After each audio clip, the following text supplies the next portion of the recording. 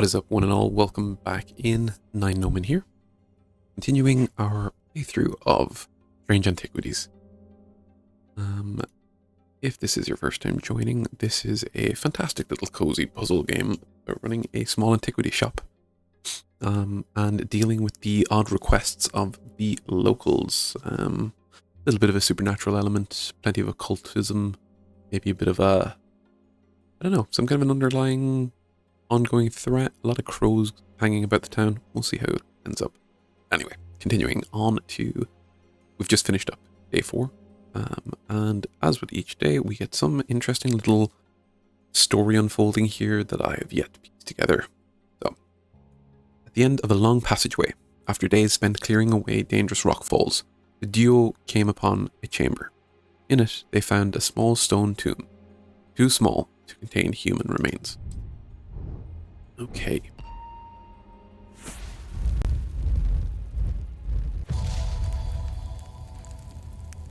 Okay, looks like it's going to be another building on the map, or other. Maybe because this one is cut out, maybe we're going to place it on the map and find what it lines up with.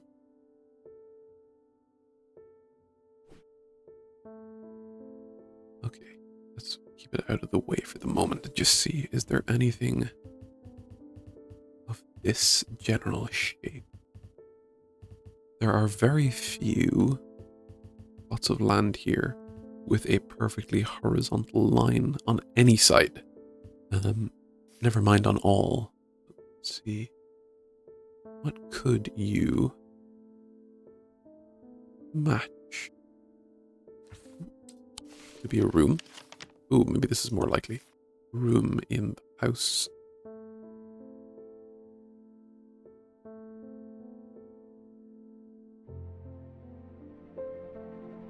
Oh, here we go. Here we go. Monday. A portrait of some dead lord eyes me suspiciously as I enter the room and start absent-mindedly opening drawers. The room is cold and austere, and I'm about to leave when I spot a crate under the chest of drawers. This could be something. Ooh, okay. What are you? You go here for the moment. Let's have a look. Pinkish gemstone, bronze, stone, cold, warm, cool and smooth. Nothing to remark. Nothing to remark. Okay. What's up, Jupiter? David Schaefer, postman. Not sure about this fog today. It's an eerie atmosphere out there, especially with those damn ravens back again. It's usually fierce black dogs I have to worry about, not big black birds. Better off inside, I reckon. Who has been in touch? The triangle has intrigued me ever since I first heard about it as a young boy. What caused the pine trees to grow like that? Did someone plant them? I know you'll at least have heard of it, but did you know this? I calculated the exact center point, and there's a small clearing there. It can't be a coincidence. What's more, there's a certain energy about it, not entirely welcoming either. I wonder if you might take a look for yourself. Thomas, Pope, and Hamish. Okay, what I've learned very quickly with this game is if you get a piece of correspondence of any sort that may link back to the map, it has to be checked out. That is a nice looking triangle right there. Heath Wood. Sure enough, as I approach the centre of the curious triangular copse at the heart of Heath Wood, I come across a clearing. A tree that has been split in two stands in the centre. Sunlight breaks through, and I take a deep breath of cleansing pine and earth. Almost immediately, I'm struck by a sense of ominous power, and my intuition tells me that there's something unusual here at the heart of the wood. I examine the broken tree and notice some strange markings carved into the trunk. Heart beating faster, I spot something else embedded in the wood. 3 pendants arranged in a triangular shape. Ooh, okay. More necklaces. Okay, let's take a look. Nothing to remark. Okay. Raised detailing. Smooth. Nothing to remark. Okay. I'll put you here. I've nothing to remark. Hard and cool, polished. Okay.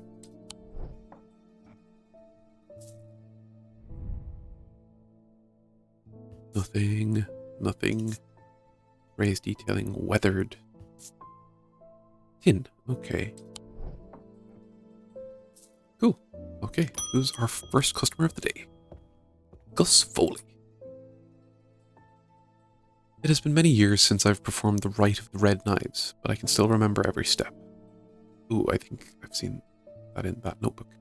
I'd do it one more time before I die if I could only get my hands on an Orford spire. I tried that place in Arnside, and they sent me here. Okay, an Orford spire. I think we have seen that ritual mentioned.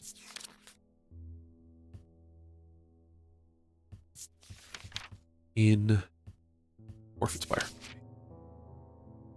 Orford spire. During the rite of the red knives, an Orford spire is fully submerged in goat's blood for 9 days and 9 nights. When performed correctly, the rite is said to impart vitality and clarity of thought, although perhaps not for the goat. Okay. I'm inferring... Okay, we're going to look for something with at least 2 prongs standing out.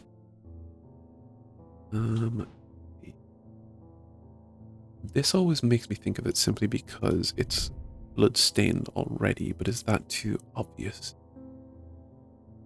Iron and grey metal, effect with dark red. It's not rust. It is blood. Okay. Okay, let's just double check. There's nothing that might be. Potentially. Although it's wood. Ooh. I thought at first it was bone, but it's in fact clay painted to look like bone. Okay, let's take our first shot of the day. Okay, cool. Identified. Clues. 2 of the points of the item are visible in the sketch. Closer inspection reveals dried blood, suggesting this item has been submerged in blood. Okay. That is indeed Orford Spire. Emphesian Talon. The League of the Emphesian Heart use these items as part of its grim initiation rite. They guard their secrets closely, but it is said that they worship the ancient nameless gods, communing with them via the broken path. Acolytes must press the tip of a talon hard against their cheekbone, to the point of drawing blood. They perform this act nightly for 49 days, 7 sevens, after which the scar will forever mark them. Okay. Good to know. Okay, you are an Orford Spire. You go in the weird corner again, and you get a name. Congratulations. Oops. Orford Spire. Cool.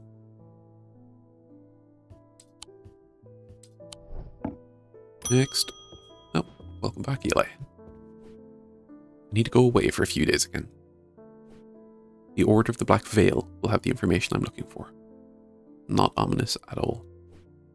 They seek to understand the world beyond death, drinking an elixir that sinks them into a deep trance. If I'm right, they may be able to shed some light on these events. The only problem is, I burned that bridge long ago. Did you hand me that Guise of Lillian?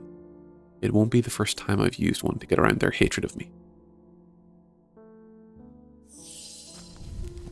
Guise of Lillian. Anything. Guise of Lillian. These items can allow the bearer to pass unrecognized. If used for any length of time, the wielder can begin to lose their sense of self. Ooh, dangerous. The remains of bygone creatures have been used in thaumaturgy for centuries, from petrified teeth and bones to trilobites, ammonites, and devil's toenails. The Guise of Lillian is one such item that makes use of this ancient source of power. We do have something that looks like it has a mollusk shell in it. Could this?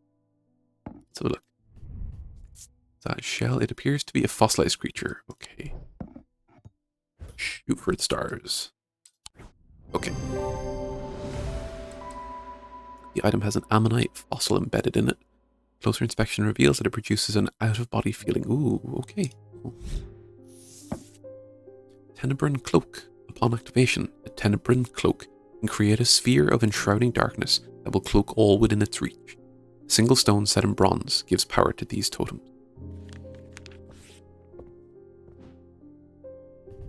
You are a Guise of Lillian. Cool, cool, cool. Okay.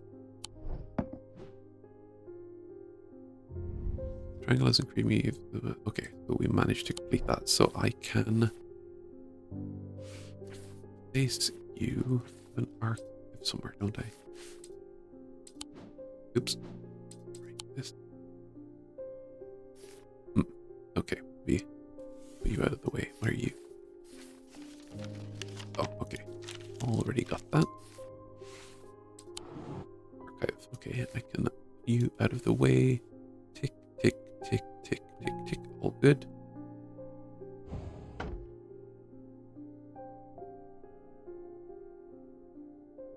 Not used this yet, so I will keep you out for the moment. I know you are loose, but I don't know where you go or what you do. I have a feeling I need to get one for all of these, but I do not have it right now, so not to worry.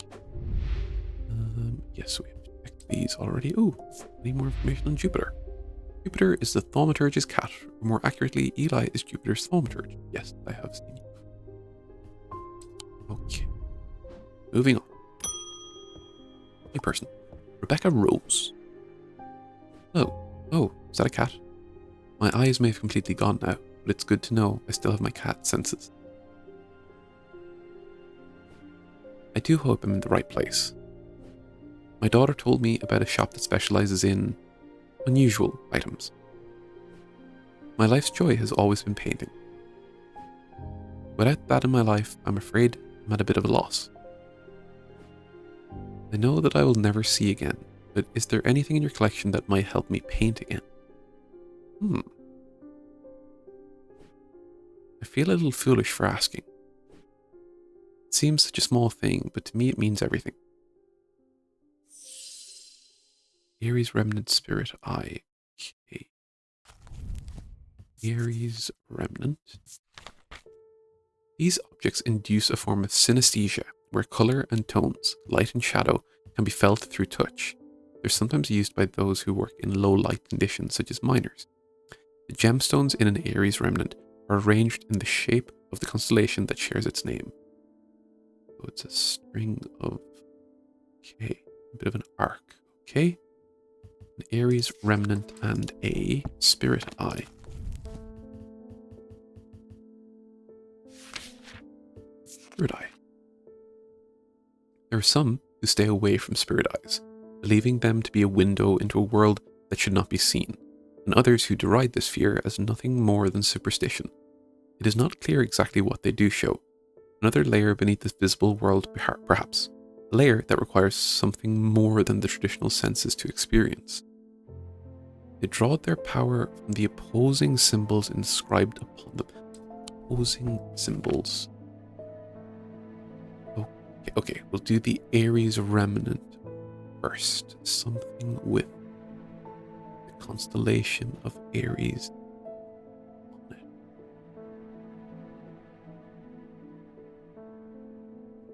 Well, okay, the opposing one, that could be something there. Circle on the bottom, triangle on the top. I think that might be day and night, or am I making that up? Symbology.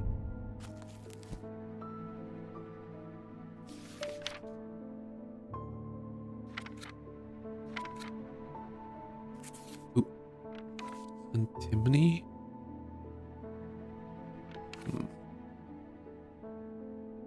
Ooh, a lot of these were on one of the new pendants I just got my hands on. Eat. Circle on the bottom. Cold. Triangle on top. Is that correct? Circle, dash, dash. Triangle, dash, dash. Triangle, dash, dash. Cold. circle dash dash eat. Yes, okay, and I'm going to assume you are a spirit eye.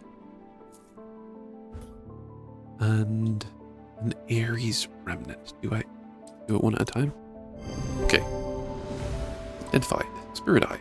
This item has opposing symbols, heat and cold. The malachite gemstone hints at their ability to see a world beyond ours. Ooh, cool. Is that something implied by the gem book? Scythian charm. Older Scythian charms are carved out of wood, but the more powerful designs make use of the planetary metals. No two are identical. They are used by horticulturalists to encourage stubborn plants to thrive. They change with the weather, usually quite cold, but warm and tingly to the touch while it is raining. Okay. Oh, crap. Okay, maybe... I thought I was going to get a chance to give her a second item, but I have a funny feeling I just decided something by giving her that one. Because the other one is more to do with the synesthesia of being able to experience art in a different way. Whereas I feel the spirit eye I gave her, if the concerns of some occultists or whatever are true, might have been a more negative thing to give her than I intended. But I do not see anything else that reminds me of an Aries remnant. Also, malachite. What is the deal with malachite?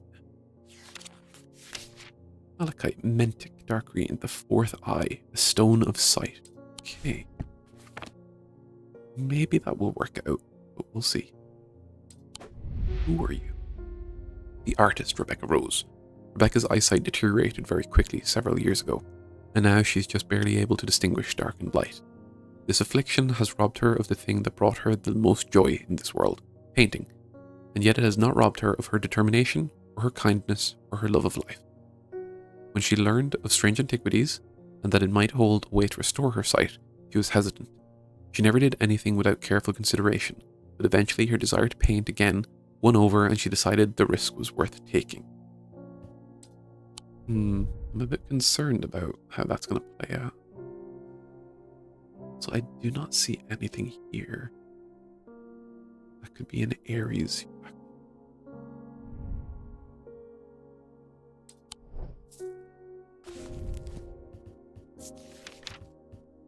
An Aries remnant, rather.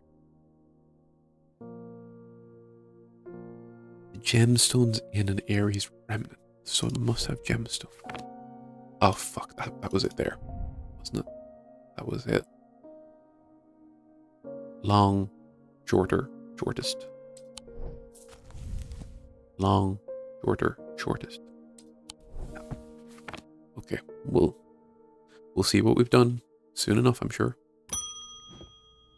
Clarence Hawker. Those ravens have done for three more poor buggers. Two of them up at Calgarth, and another fella, a fisherman. People are getting a bit panicky around here. Nothing natural about folks turning up with eyes all black like that. Ew. And now this fog too. With the nights drawing in and me working late, I refuse to walk down Holbrook Road without so much as a lantern. I had something nice and bright in mind. Sun Bond. What do we got? Sun Bond.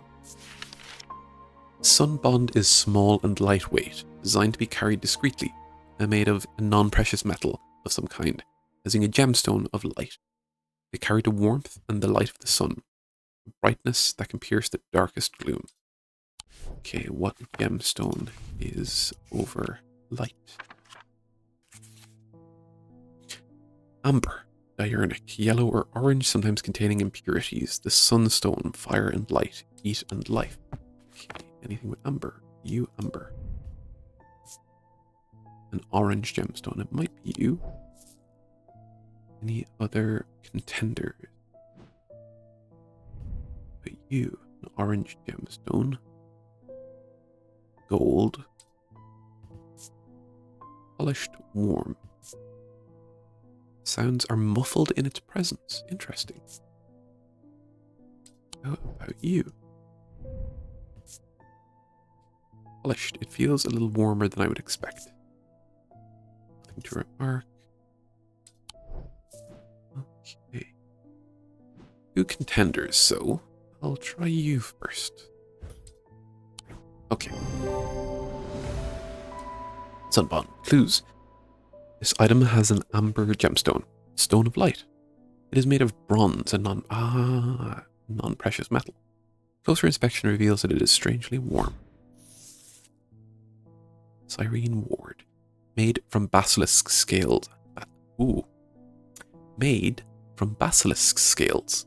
A material known to endure intense heat. These unusual objects can permit the bearer to withstand fire and flame and remain unharmed.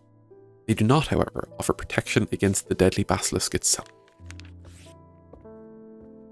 Okay, so you are a sun... I can't remember. Already forgotten. A sun bond.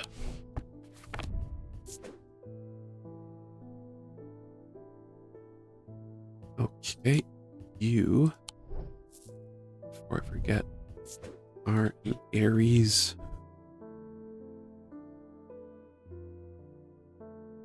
remnant. I believe you were Spirit Eye, was that what that was?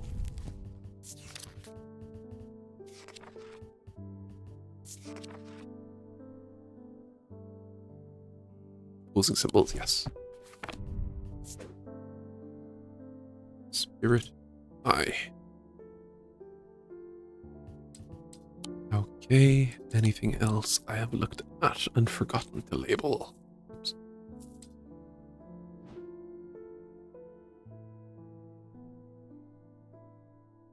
No, I think they're all okay.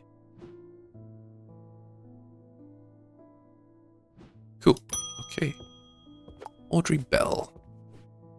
Bend your ear to the trees. Hold your palm out to the wind. The ravens can feel it. Can you? Something is stirring. I will need a Holgan Grim in the coming days. Holgan Grim.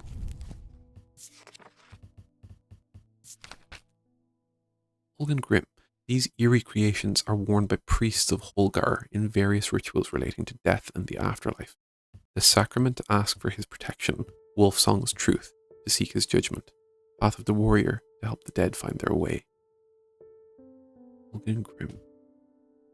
Worn. Ooh, I'm going to assume it is the mask this dude is wearing, in which case... Yes, okay. The mask is an eerie item that can be worn. The sketch shows a priest wearing the mask with her back to us. Using the index, we can find a sketch of Holgar, to whom the mask bears a striking resemblance. The gemstone is Vivianite, a stone of death. Interesting. Okay, good to know. Lead Heart. These items depict the god Cernunnos in his non-human form. They're heavier than they look due to a core of lead hidden by a more modest exterior. They're said to kindle romantic interest and are sometimes given as wedding gifts. Oh. Okay, would that be you? Are you heavy? Clay. Textured. Nothing to remark. Wonder how... Oh, okay. I can instead... 1 pound.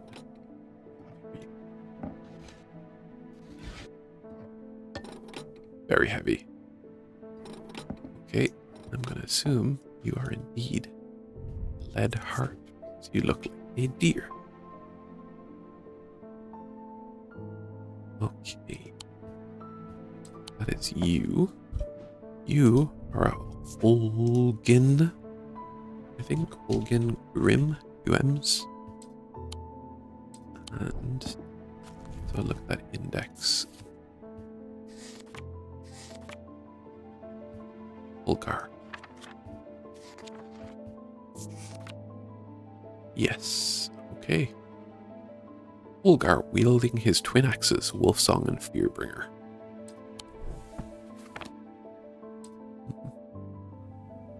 Anything else of interest today? No. We shall end it there so.